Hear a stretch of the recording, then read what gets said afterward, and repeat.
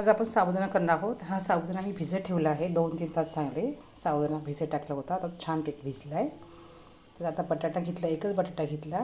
आता तो मी आता कढईमध्ये तूप टाकते आणि तो छान तुपामध्ये थोडासा फ्राय करून घेते। गावरान हे गाईचं तूप आहे।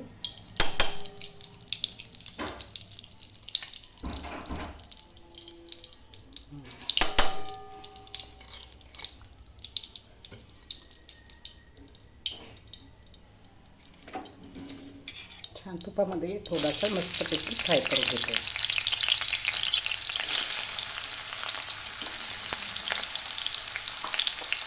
कमी गॅसवरती छान आपला बटाटा थोडा फ्राय करून घेते।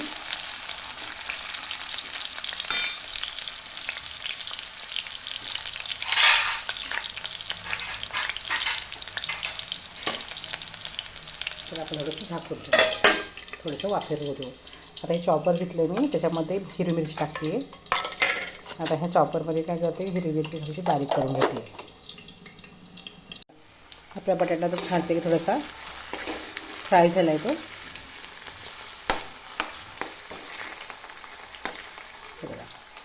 आता ही मिरची पण आपण चॉपरमध्ये बारीक करून घेतली आहे। जास्त बारीक नाही अशीच पाहिजे।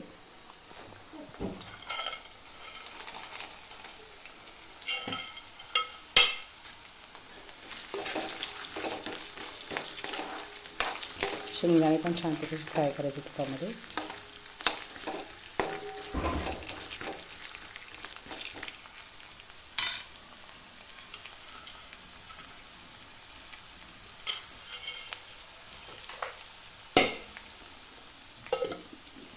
थोडेसे चांगले पूर्ण फ्राय होते त्या शेंगदाण्यांनी।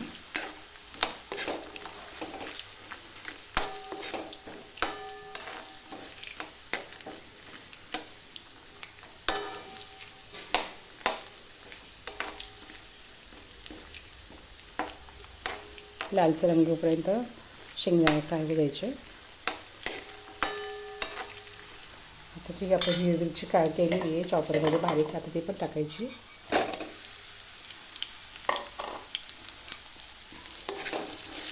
ते पण तेलामध्ये चांगल्यापैकी फ्राय करून घ्यायची आहे।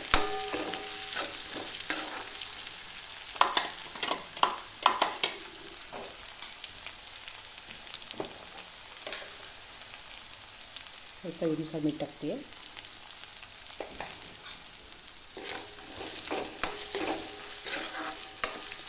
चांगले शेंगदाणे आपले फ्राय झाले, बटाटा पण झाला आहे आपला, ही मिरची पण छान झाली आहे। आता हा साबुदाणा तिथे टाकला होता तो त्यात टाकते आता।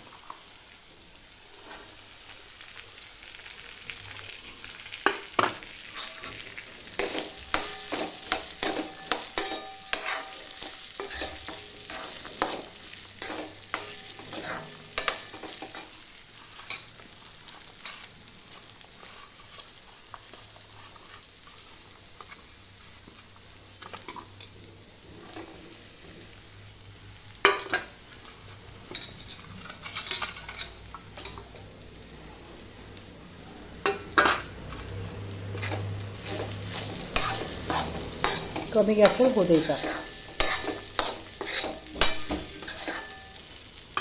त्याला झाकून ठेवते। आता त्याच्यामध्ये शेंगदाण्याचं कूट पण टाकते आहे। 4 चमचे शेंगदाण्याचं कूट करेलेला आहे तो टाकते आहे।